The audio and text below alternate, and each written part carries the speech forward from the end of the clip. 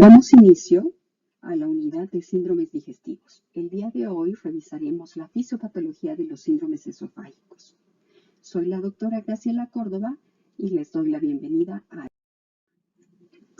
El esófago es un órgano tubular de dirección longitudinal que se extiende desde la faringe hasta el estómago.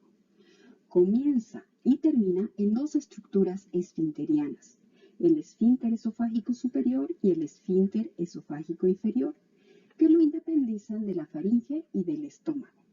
Desde el punto de vista topográfico se divide en cuatro porciones. Una cervical que se extiende desde el cartílago cricoides hasta un plano horizontal formado por la horquilla esternal. Una porción media o torácica que se prolonga hasta el diafragma y una porción diafragmática que corresponde al anillo esofágico del diafragma, además de una porción inferior o abdominal comprendida entre el diafragma y el estómago. En el tórax se sitúa detrás de la tráquea, en el mediastino posterior, y está en contacto de arriba abajo con la aorta, el bronquio principal izquierdo y la aurícula izquierda. La longitud media en el adulto es de unos 22 a 25 centímetros, aproximadamente 5 a 6 de los cuales son cervicales, 16 a 18 torácicos, 3 centímetros para el segmento abdominal. Presenta 4 estrechamientos: la unión faringoesofágica a nivel de C6, el estrechamiento aórtico a nivel de T4 relacionado con la huella del callado aórtico sobre la pared lateral izquierda del esófago, el estrechamiento bronquial a nivel de T6 que va a estar determinado por la huella del bronquio principal izquierdo y el estrechamiento diafragmático a nivel de T10. Un paciente que sufre una de las numerosas anormalidades anatómicas que involucran al tórax, como bocio voluminoso, un aneurisma de aorta, una aurícula izquierda dilatada o el aumento de tamaño de los nódulos linfáticos ciliares, puede provocar dificultades en la deglución. En endoscopía, la unión faringoesofágica está más o menos a 15 centímetros de las arcadas dentarias. El estrechamiento aórtico a unos 25 centímetros, el estrechamiento diafragmático a unos 35 centímetros y el cardias a unos 40 centímetros. La atresia esofágica es un trastorno congénito caracterizado por una falta de continuidad en el trayecto esofágico. La porción superior del esófago termina abruptamente y no se continúa con la porción inferior del mismo. Se forma así un arco superior vinculado con la boca y otro inferior que se comunica con el estómago. En la mayor parte de los casos se logra una conexión comunicante o fístula entre uno de los segmentos del esófago y la tráquea. A menudo los recién nacidos con atresia esofágica también nacen con otros trastornos congénitos del tubo digestivo, del corazón y de otros órganos no compatibles con la vida. El diagnóstico de una atresia esofágica ocurre casi siempre postnatalmente con la sospecha frente a un caso de embarazo con polidramnios o en casos en donde la maniobra de inserción de la sonda nasogástrica o orogástrica del recién nacido en la sala de partos no supera los 10 centímetros desde la arcada hasta el cardias estomacal. De no hacerse esta maniobra, el recién nacido se observará más tarde que tiene hipersalivación y eso nos pone en sospecha de un probable esófago a fondo ciego que no permite que la saliva pase al estómago. Una radiografía de tórax y abdomen con contraste revela de inmediato la presencia de este saco esofágico. En cuanto a la estructura de la pared del esófago, la pared esofágica está constituida estructuralmente por mucosa, submucosa y muscular. A diferencia del resto del tracto gastrointestinal, carece de serosa, lo que explica la dificultad de las anastomosis quirúrgicas a este nivel y la facilidad de diseminación de los tumores esofágicos y las complicaciones de perforación. La mucosa está constituida por un epitelio escamoso estratificado no queratinizado que descansa sobre una membrana basal que la separa de la lámina propia conectiva rica en células linfoides. Aquí se distinguen varias capas, si pueden ver.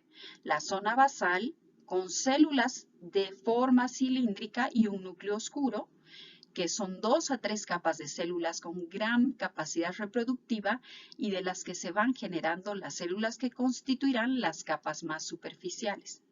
Luego, si podemos ver las capas medias y más superficiales, las células se van aplanando y disminuyendo el tamaño de su núcleo.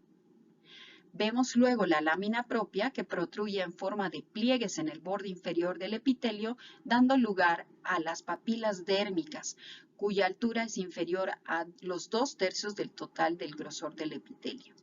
La mucosa esofágica presenta a nivel macroscópico un color blanco. El límite entre la mucosa esofágica y gástrica puede ser localizado en una línea festoneada que presenta un cambio en la coloración. La submucosa está íntimamente adherida a la mucosa y débilmente adherida a la túnica muscular.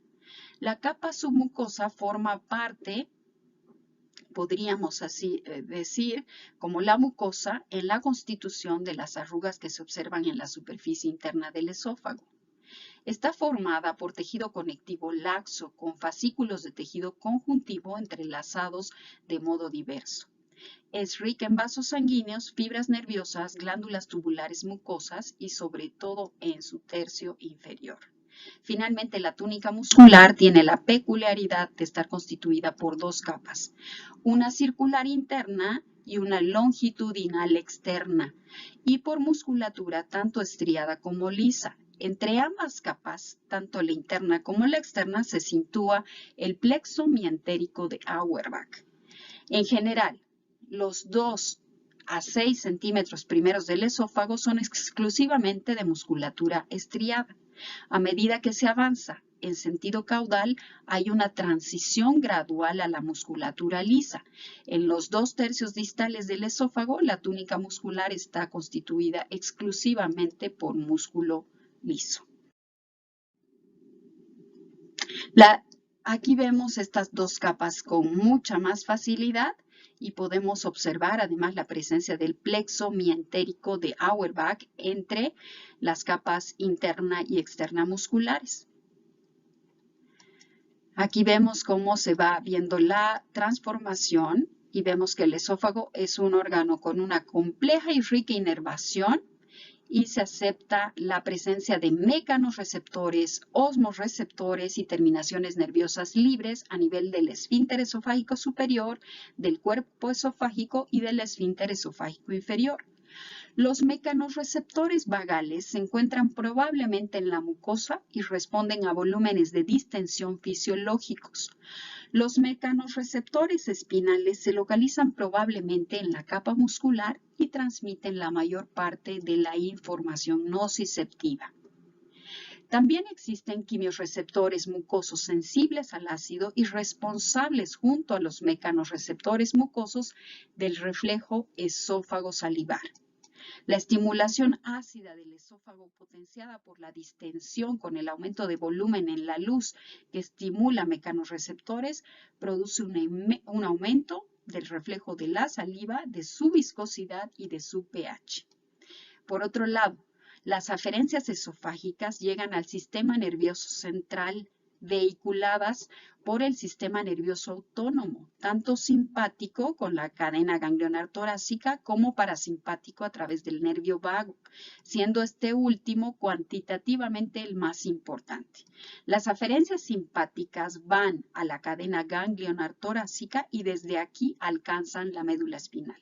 Las vagales tienen el núcleo neuronal en el ganglio vagal inferior y de ahí parten al núcleo del tracto solitario. El sistema nervioso autónomo a nivel esofágico tiene amplias interconexiones a distintos niveles, desde el esófago cervical al intraabdominal, permitiendo la integración de la deglución. Las eferencias motoras esofágicas son conducidas por el nervio vago, tanto las destinadas a la musculatura lisa como a la estriada son terminaciones nerviosas de tipo colinérgico. La inervación intrínseca del esófago está constituida por dos plexos, como dijimos, el plexo de Auerbach y el plexo de Meissner. Estos plexos están constituidos por dos redes neuronales, una excitatoria de tipo colinérgico responsable de la contracción muscular y otra inhibitoria de tipo nitrinérgico mediada por el óxido nítrico responsable de la relajación del músculo. Bueno, vimos que el esófago es un conducto musculoso que permite y contribuye al paso de los alimentos. Y el esófago, para que se produzca la motilidad esofágica, es la parte inicial del tubo digestivo y su función es el transporte del bolo alimenticio desde la faringe al estómago, a través del tórax y evitando el reflujo del mismo. La deglución es un acto bastante complejo, el cual en este proceso podemos distinguir tres fases. La fase voluntaria oral, la fase faríngea, que es involuntaria, y la fase esofágica, que también es involuntaria. Las tres actúan coordinadamente en el transporte del bolo alimenticio. Nos vamos a centrar en esta tercera fase esofágica de la deglución y la contribución de la motilidad del esófago en la misma, ya que existen dos compuertas importantes en esta fase y un paso obligatorio intermedio, como son el esfínter esofágico superior, el cuerpo esofágico y el esfínter esofágico inferior. El superior se encuentra inmediatamente después de los senos piriformes. Es una zona de alta presión entre la faringe y el esófago que impide el paso del aire hacia el tubo digestivo durante la inspiración y el reflujo del material gástrico hacia la faringe. Se caracteriza por tener una longitud de 2 a 4 centímetros, está constituido por músculo estriado formado por el constrictor inferior de la faringe a través de su fascículo tirofaringio y muy especialmente por su fascículo más inferior llamado el músculo cricofaringio. El esfínter esofágico superior puede presentar alteraciones, tanto por falta de relajación cuando se produce la deglución, como por falta de contracción en la fase de reposo. Entre la patología más común de esta zona están los espasmos del músculo cricofaringio, que pueden desencadenar la formación del divertículo hipofaringio o divertículo de Zenker, que se trata de un divertículo por pulsión o pseudodivertículo que suele producirse en el área de Killian. Zona débil que queda entre el músculo constrictor inferior faríngeo y el cricofaringio. El incremento en esta presión, en esta zona, que va a ser desencadenada por los espasmos del músculo cricofaringio, es relacionado con reflujo gastroesofágico. La clínica del divertículo de Zenker, en primer lugar, genera una sensación de gorgoteo cuando el paciente bebe agua. En fases más avanzadas aparece disfagia por obstrucción parcial del esófago cervical y regurgitación de la comida deglutida. Un divertículo pequeño puede ser manejado simplemente mediante observación y finalmente se ofrece cirugía si es que el divertículo aumenta de tamaño o el paciente se torna sintomático. Bueno, el esfínter esofágico inferior es una zona de alta presión que se comporta funcionalmente como un esfínter. Tiene dos funciones: relajarse durante la deglución e impedir el reflujo del contenido gástrico al esófago en periodo posdeglutorio, debido a que posee una porción inferior intraabdominal y una superior torácica. Su comportamiento con los movimientos respiratorios es dispar, produciéndose incrementos pasivos de presión con la inspiración en la porción abdominal y disminuyendo la presión en la porción intratorácica. El punto donde ocurre el cambio de comportamiento es denominado punto de inversión respiratoria y se puede identificar manométricamente. Tras la deglución se produce una relajación del esfínter esofágico inferior, cayendo la presión hasta niveles similares a los del fondo gástrico, lo que permite el paso del bolo alimenticio al estómago. Dicha relajación dura 5 a 10 segundos y se sigue de una fuerte contracción que impide el reflujo del bolo alimenticio. El mantenimiento de un tono correcto del esfínter esofágico inferior es el principal factor para el mantenimiento de la continencia gástrica, pero no es el único. También son importantes las estructuras anatómicas que lo fijan en su porción, siendo de importancia fundamental la porción intraabdominal del mismo. Por ello, un desplazamiento esofágico, como ocurre en las hernias de hiato, va a desencadenar un cambio en el mantenimiento del tono del esfínter esofágico inferior.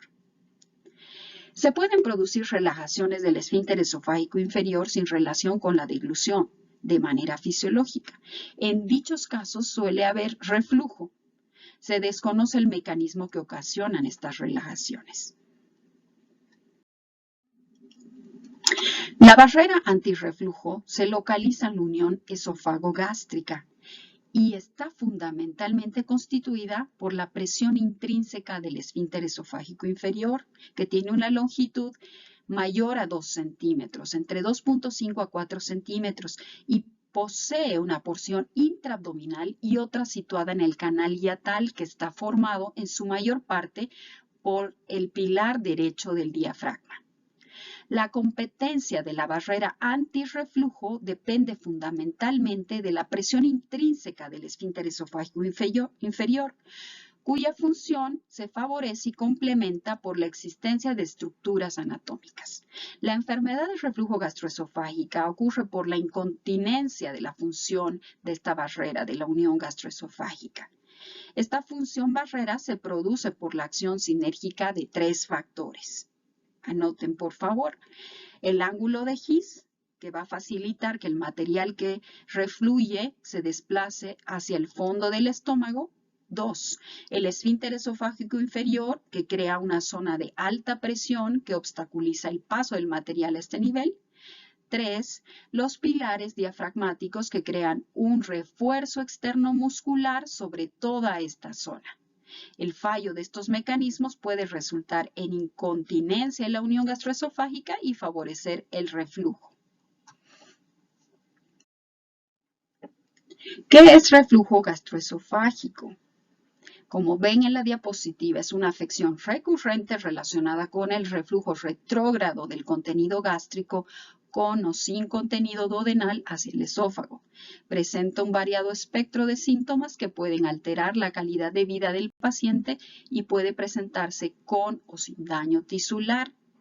Se considera un fenómeno fisiológico que se define como el paso de este contenido a través de la unión gastroesofágica. Se produce a diario en todos los individuos. Así se considera normal que un individuo sano pueda tener hasta 50 episodios de reflujo gastroesofágico en 24 horas. La enfermedad de reflujo gastroesofágico son todos aquellos síntomas y signos que se producen a causa del contacto excesivo del contenido ácido gástrico con la mucosa esofágica. Aproximadamente el 70% de las personas lo padecen, un máximo de 2 días por semana, y más de 3 de cada 4 personas los consideran de intensidad leve. Se produce por, como dijimos, la incontinencia y la función de la barrera, que está conformada por 3 factores: la relajación transitoria del esfínter esofágico inferior, la hipotonía del esfínter esofágico inferior y el aumento de la presión intraabdominal. Cuando los episodios son más frecuentes y duraderos, adquieren carácter patológico. La enfermedad de reflujo gastroesofágico ocurre cuando este reflujo causa síntomas o daño tisular e incluye un amplio espectro de posibilidades que va desde los pacientes con síntomas sin esofagitis a los diferentes grados de inflamación esofágica, estén o no acompañados de síntomas. Tiene una gran prevalencia, pero no todos llegan a padecer alguna complicación crónica como esófago de Barrett, hemorragia, etcétera, que requieran de hospitalización. Como vemos, existe un gran espectro de posibilidades en esta diapositiva. Pacientes que tienen y no tienen síntomas, que tienen patrón de reflujo fisiológico patológico con histología normal o presencia de esofagitis y que se consideran normal o presentan enfermedad de reflujo gastroesofágico con o sin algún dato de esofagitis. La fisiopatología de la enfermedad de reflujo gastroesofágico es un fenómeno multifactorial, por lo que con frecuencia en un mismo paciente actúan varios mecanismos causales. La condición sine qua non para que ocurra la enfermedad es que exista reflujo gastroesofágico patológico, es decir, que los factores permisivos sean mucho más preponderantes de la misma forma que los agresivos. Una vez ocurrido el reflujo patológico, el desarrollo y gravedad de la enfermedad dependerá del grado del desequilibrio entre una serie de factores agresivos junto a factores defensivos representados por la capacidad de aclaramiento del esófago y por la resistencia de la mucosa a la agresión, frente a factores agresivos como son la presencia de enzimas pancreáticas, bilis, presencia de hidrogeniones y de pepsina como factores agresivos.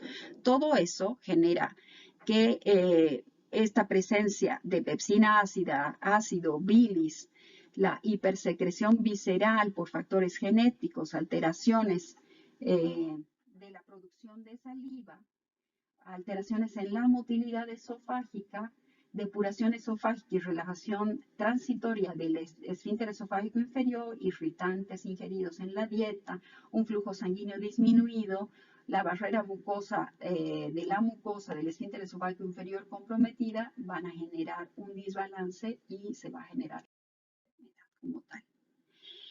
En algunos casos, el jugo gástrico contiene como resultado del reflujo duodenal, cantidades variables de bilis y de enzimas proteolíticas pancreáticas que van a producir un reflujo no solo ácido, sino un reflujo mixto con un pH entre 4 y 7. Los ácidos biliares, debido a su capacidad detergente y la tripsina a través de su actividad proteolítica, pueden dañar directamente la mucosa esofágica. Sin embargo, el mecanismo lesivo principal de la bilis depende fundamentalmente de su capacidad para aumentar la retrodifusión de hidrogeniones al romper la barrera mucosa del esófago. ¿Qué factores determinan que el reflujo sea nocivo? Los principales factores van a ser las características y distribución del material refluido, el aclaramiento esofágico, la hernia de hiato, la cámara ácida gástrica postprandial y el vaciamiento gástrico retardado. En cuanto a las características y distribución del material refluido, el estómago tiene en condiciones basales un alto grado de acidez con un pH alrededor de 1.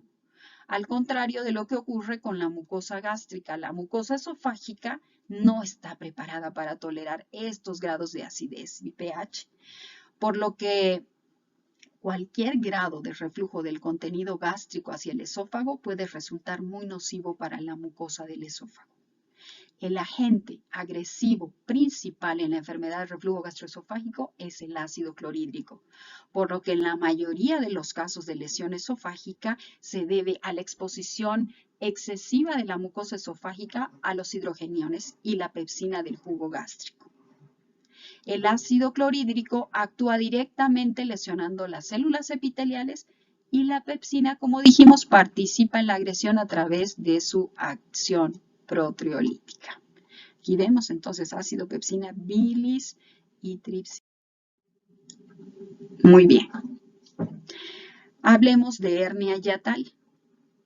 La hernia yatal se considera una anormalidad anatómica representada por un saco de estómago de tamaño variable localizado por encima del diafragma. Existen tres tipos de hernias yatales: por deslizamiento, paraesofágica y mixta. De las tres, solo la deslizante y la mixta se relacionan con enfermedad de reflujo gastroesofágico.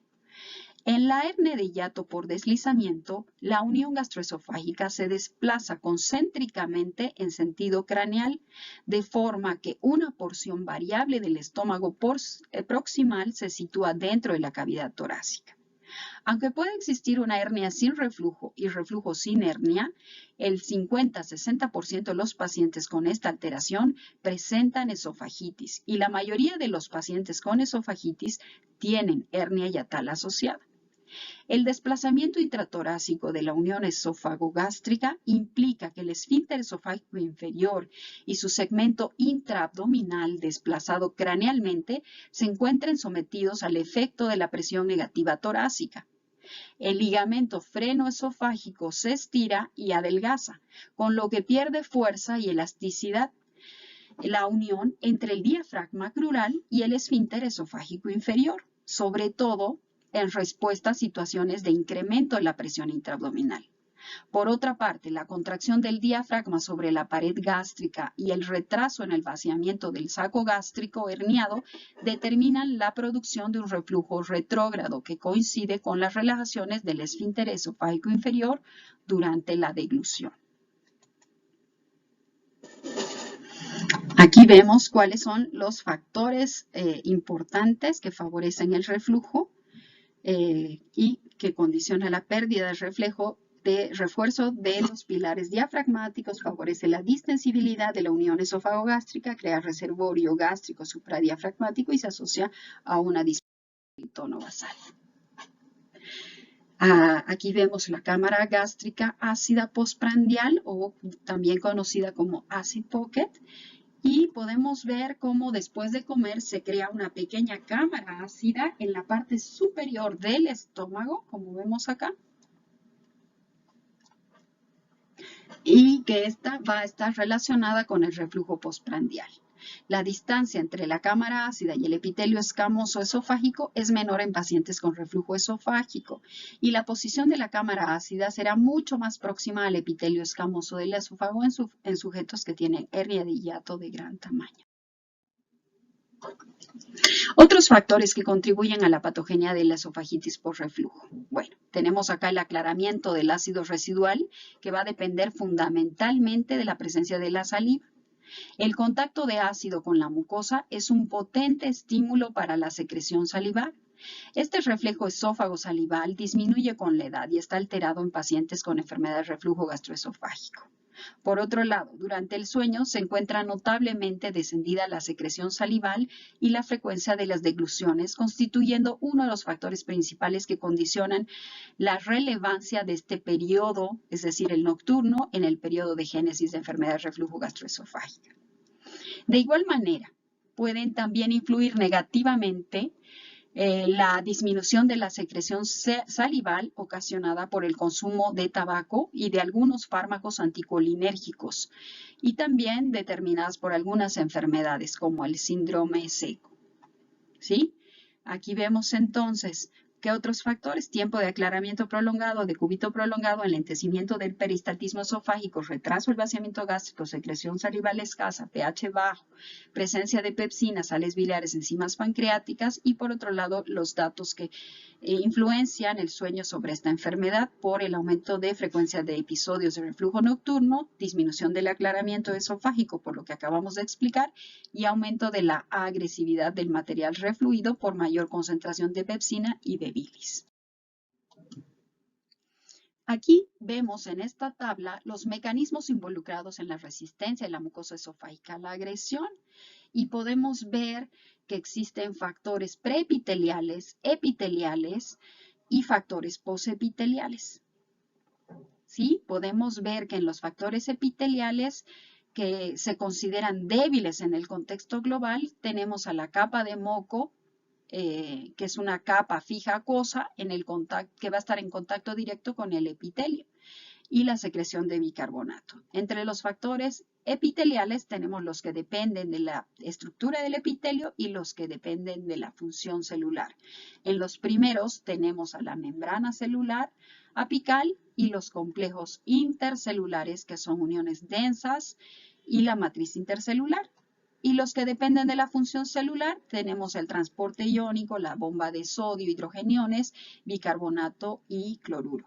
Los tampones intracelulares y extracelulares y los sistemas antioxidantes, la replicación celular activada por la presencia de ácido y potenciada por factores de crecimiento tisular.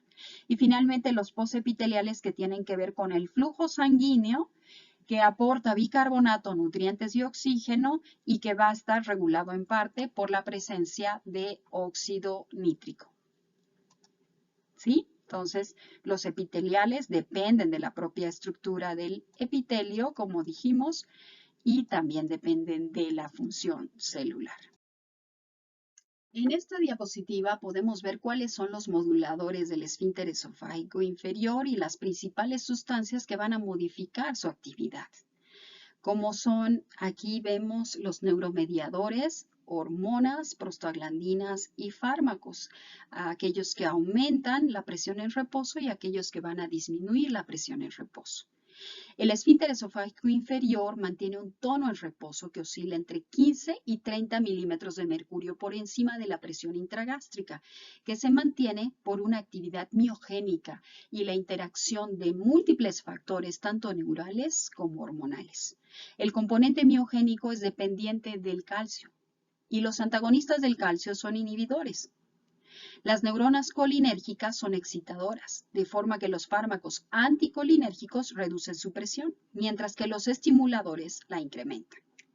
El efecto beta-adrenérgico es inhibidor y los alfa-adrenérgicos son estimuladores.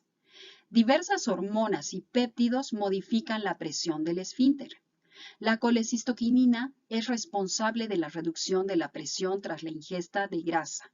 Y el péptido intestinal vasoactivo sería el mediador de la relajación en respuesta a la deglución.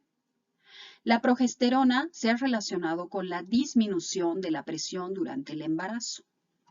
Y finalmente acá podemos ver factores que van a ejercer influencia sobre la presión del esfínter esofágico inferior, como son la presión intragástrica, la inervación parasimpática y las influencias hormonales. Aquí vemos otros factores que van a predisponer la enfermedad del reflujo gastroesofágico y son todas aquellas situaciones que van a aumentar la presión intraabdominal, que van a alterar las características mecánicas de la unión gastroesofágica o que van a alterar la motilidad y los mecanismos de integridad de la mucosa esofágica. La obesidad y el embarazo son dos de los factores que más se han asociado al reflujo gastroesofágico debido a que se produce un gran incremento de la presión intraabdominal y a que los cambios hormonales y endocrinos asociados pueden inducir e influir en el funcionamiento motor y esfinteriano, favoreciendo así el paso del contenido gástrico hacia el esófago. Aquí vemos también ciertos hábitos dietéticos, consumo de tabaco, alcohol, grasa, postura, ropa ajustada, comer después, dormir después de comer, algunos fármacos y también algunos fármacos que están relacionados. Aquí debo hablar ahora de la relación que existe entre la enfermedad de asma y la enfermedad de reflujo gastroesofágico. Entre los enfermos de asma bronquial existe una frecuencia de reflujo gastroesofágico mayor de lo normal. Existe una asociación directa entre asma y reflujo gastroesofágico. El reflujo ácido puede provocar crisis asmáticas. El mecanismo reflejo mediante vías vagales puede producir una broncoconstricción en respuesta a la presencia de ácido en el esófago. El asma puede favorecer el reflujo gastroesofágico y el trabajo respiratorio y el aumento de la presión intradiafragmática que se produce durante una crisis asmática favorecerá aún más el reflujo. Pequeñas aspiraciones del material refluido pueden provocar episodios de broncoespasmo y el efecto reductor del tono del esfínter esofágico inferior por el consumo de fármacos agonistas beta-adrenérgicos y teofilinas usadas en el tratamiento también pueden predisponer a un mayor grado de reflujo gástrico. Bueno, aquí vemos los mecanismos de las lesiones secundarias que se producen por reflujo gastroesofágico, por enfermedad de reflujo gastroesofágico.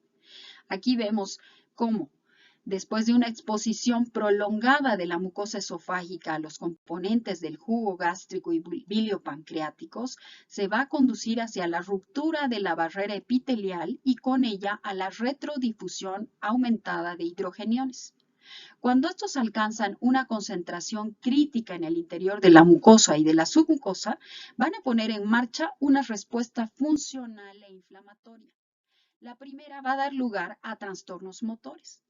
La respuesta inflamatoria origina la aparición de un infiltrado celular, de neutrófilos, eosinófilos y posteriormente una fibrosis. Por otra parte, la muerte y descamación aumentada de las células superficiales del epitelio ocasiona un adelgazamiento de la mucosa y la proliferación compensatoria de las células de la capa basal, con aumento del espesor de esta capa basal. Cuando la proliferación de este estrato basal no es suficiente para compensar las pérdidas celulares, se producen soluciones de continuidad en la mucosa que se traducen en la aparición de erosiones o úlceras que permiten a los agentes lesivos penetrar más profundamente y extender así a otras capas los fenómenos inflamatorios que estimulan la formación de fibras de colágeno en la submucosa, la capa muscular y la región periesofágica con formación de fibrosis y eventual estenosis. El tipo de reparación del daño tisular viene determinado fundamentalmente por la persistencia y gravedad del reflujo. Cuando es leve y controlado, la curación de la mucosa se realiza con epitelio escamoso. Cuando es severo y continuado, la mucosa se restablece con epitelio columnar metaplásico o epitelio de Barrett, que tiene potencialidad maligna, evolucionando a displasia grave y adenocarcinoma. La enfermedad de reflujo gastroesofágica presenta un amplio espectro de manifestaciones clínicas que van desde la pirosis y las regurgitaciones que sugieren el diagnóstico, mientras que otras son atípicas como síntomas respiratorios o faringolaringios, disfagia o dolor torácico. Es un gran espectro y debemos apoyarnos en clínica y en otras evaluaciones. Aquí vemos cómo el reflujo gastroesofágico puede producir síntomas típicos y atípicos que a su vez pueden estar referidos al esófago o ser manifestaciones extraesofágicas. La regurgitación ácida es el retorno sin esfuerzo del contenido gástrico al esófago y a la boca. Cuando el reflujo alcanza las zonas proximales del esófago, puede superar el esfínter esofágico superior y refluir hacia la faringe y la cavidad oral. La retrodifusión de hidrogeniones del material refluido provoca pirosis, que se percibe como una sensación quemante retroesternal, 2 o más veces por semana durante más de 3 meses el último año de manera no continua. Algunos de estos síntomas son debidos al paso del contenido gástrico a través del esfínter esofágico superior hacia la hipofaringe y la cavidad oral y pueden ocasionar complicaciones extraesofágicas como la laringitis o las erosiones dentales. Sí, vemos aquí estos síntomas faringolaringios, hipersalivación, disfonía, laringitis, granulomas, alteraciones gustativas, halitosis, otalgia, estridor. Y aquí vemos entonces los típicos: pirosis, regurgitación, odinofagia, disfagia, y los atípicos: dolor torácico, tos crónica, disfonía, flatulencia, hipersalivación, náusea, hipo, dolor epigástrico, alteraciones del sueño.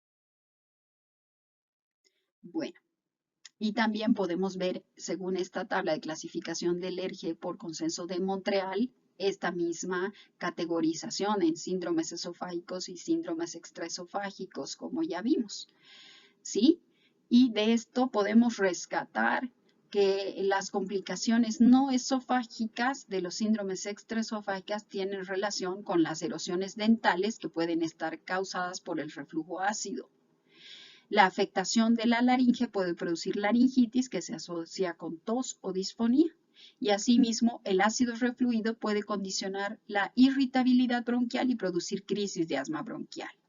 Otras asociaciones propuestas son laringitis, sinusitis, fibrosis pulmonar idiopática y la otitis media recurrente, como vemos en este lado de síndromes extraesofágicos. Bueno, ¿cuáles son las complicaciones posibles de una enfermedad de reflujo gastroesofágica no controlada adecuadamente? El contacto continuado y repetitivo del ácido procedente del estómago con el epitelio del esófago acaba por producir una inflamación del esófago, una esofagitis por reflujo, que se gradúa en función de su extensión, según la clasificación de Los Ángeles, desde pequeñas erosiones de la zona distal del esófago a lesiones extensas que ocupan la totalidad de la circunferencia del esófago. Si la inflamación progresa, el proceso de reparación de estas lesiones puede producir fibrosis importante que genera estenosis esofágica que puede terminar ocluyendo la luz del esófago, impidiendo el paso de alimentos y produciendo disfagia. Otras complicaciones importantes del reflujo gastroesofágico son el esófago de Barrett, que consiste en la aparición de mucosa ectópica gástrica en el esófago, posiblemente causa de su intento continuado de reparación de la lesión inducida por el ácido, que termina por producir células aberrantes en lugar de las células del epitelio esofágico normal. Su extensión va a determinar su potencial malignización, es decir, el esófago de Barrett es una lesión premaligna con potencial para degenerar en un adenocarcinoma de esófago, que es la complicación más grave del reflujo gastroesofágico. El esófago de Barrett requerirá de un seguimiento específico y de un tratamiento de la misma forma específico. Tendremos que estar muy atentos a los síntomas de alerta de disfagia, vómitos persistentes, hemorragias digestivas, anemia ferropénica, pérdida de peso y tumoración epigástrica palpable. Diagnóstico. En la gran mayoría de los pacientes, el diagnóstico de reflujo gastroesofágico es simplemente clínico. Es importante estar seguro de que los síntomas que nos expone el paciente son síntomas típicos de reflujo o si por el contrario no lo son, y establecer que realmente se trata de acidez retroesternal y regurgitación ácida y no sea otra cosa. Ante un paciente que refiere ardores o acidez, es muy importante conocer el lugar donde el individuo percibe estos síntomas. Los ardores que suben arriba por detrás del esternón son característicos del reflujo. Sin embargo, los ardores o acidez del estómago no necesariamente son un síntoma de reflujo, sino que pueden deberse a una úlcera, gastritis o dispepsia. ¿Sí? Entonces, como vemos acá, debemos apoyarnos en la clínica, síntomas típicos, sobre todo como pirosis y regurgitación, la respuesta terapéutica a los inhibidores de la bomba de protones por 4 semanas con una reducción del 50% de los síntomas, un estudio de fibrogastroscopía o endoscopía digestiva alta, pHimetría, manometría, impedanciometría, radiografía varitada y por supuesto el histopatología. ¿Qué es la fibrogastroscopía o endoscopía digestiva alta? Consiste en la visualización de todo el esófago, el estómago y la primera porción del duodeno mediante una sonda flexible de fibra óptica que se introduce a través de la boca. Puede poner de manifiesto las lesiones esofágicas en los pacientes con esofagitis, estenosis, esófago de Barrett o tumores. La ventaja es que permite la toma de biopsias, especialmente importante en los pacientes con esófago de Barrett o con tumores de esófago. Las desventajas, en muchos casos, la gastroscopía no pone de manifiesto ninguna lesión esofágica. A veces no es posible visualizar directamente. No es en ningún caso diagnóstico de reflujo gastroesofágico y se debe requerir complementar esta fibrogastroscopía con pruebas de función esofágica para establecer el diagnóstico de enfermedad por reflujo gastroesofágico. Aquí vemos a la derecha estas dos imágenes endoscópicas en pacientes con enfermedad por reflujo gastroesofágico y sus complicaciones de inflamación. A la izquierda, líneas rojas de inflamación correspondientes a esofagitis y a la derecha una lengüeta de mucosa ectópica de color rojizo que corresponde a esófago de Barrett. Otro estudio es el tránsito varitado de esófago, que consiste en la toma de radiografías de esófago después de que el paciente ha ingerido un medio de contraste. La desventaja es que su eficacia diagnóstica es baja, mucho más baja que la endoscopía digestiva alta y no permite la toma de biopsias. En la actualidad es poco útil en el estudio de la enfermedad de reflujo gastroesofágico y nos ayuda a visualizar la anatomía esofágica, por ejemplo, la hernia de hiato o la estenosis esofágica. Otros estudios, la manometría y la pHimetría esofágicas. La manometría consiste en el estudio de los movimientos del esófago mediante una sonda que va a medir la presión intraesofágica a distintos niveles.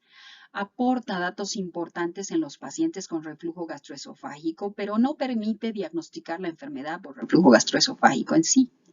La utilidad de la manometría en los pacientes con sospecha de reflujo es permitir la localización exacta del esfínter esofágico inferior, poner de manifiesto la presencia o no de un esfínter esofágico inferior hipotónico y permitir valorar la afectación de la motilidad esofágica asociada al reflujo, principalmente la hipocontractilidad esofágica y la aperistalsis.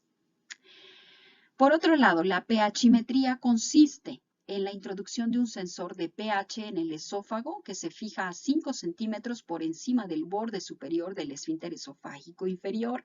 Es la prueba fundamental para diagnosticar reflujo gastroesofágico.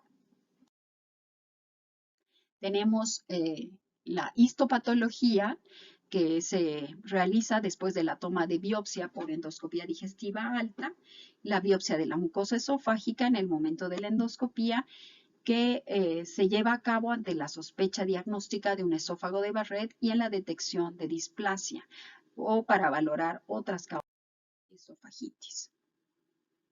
¿Cuáles son las bases fisiopatológicas del tratamiento de la enfermedad por reflujo gastroesofágico? Los objetivos básicamente son evitar o disminuir el reflujo, hacer inocuo el líquido refluido, mejorar el aclaramiento esofágico, aumentar la protección de la mucosa y promover su curación y evitar la progresión hacia una displasia o carcinoma. El tratamiento médico de reflujo gastroesofágico consiste y procura la reversión de los factores patogénicos y se tiene que hacer cierto cambio de medidas, por lo menos en la elevación de la cabecera de la cama, no comer en la noche, medidas para aumentar la competencia del esfínter, evitar consumo de grasas, tabaco, alcohol, drogas anticolinérgicas, disminuir la presión intraabdominal, reducir el contenido del ácido intraluminal mediante el consumo de antiácidos antagonistas H2, aumentar la depuración esofágica de ácido con prokinéticos, ¿sí? Es fundamental evitar alimentos que puedan agravar el reflujo gastroesofágico, irritantes gástricos, frutas ácidas, café, bebidas con cafeína, tomate, alimentos que relajan el esfínter esofágico inferior, grasas, bebidas con gas, especies, chocolates, fritos. Procurar tomar alimentos varias veces al día en vez de 3 comidas cuantiosas, que los pacientes que presenten síntomas nocturnos no coman ni tomen bebidas calientes o alcohol 3 horas antes de acostarse, medidas posturales como dijimos, elevación de la cabecera, hábitos saludables, evitar la obesidad, evitar el cigarrillo. ¿Qué opciones terapéuticas tenemos? Ya dijimos, medidas higiénico-dietéticas, antiácidos, arginatos, antagonistas H2, inhibidor de la bomba de protones, prokinéticos. Finalmente la cirugía. Cuando la cirugía es una indicación terapéutica, cuando exista intolerancia hacia los fármacos, una falta de respuesta al tratamiento médico, recurrencias frecuentes y o complicaciones como reflujo en posición supina, contractilidad deficiente del esófago, esofagitis erosiva, reflujo del contenido biliar, deficiencia estructural del esfínter y es la preferencia del paciente hacia una cirugía para evitar las complicaciones malignas.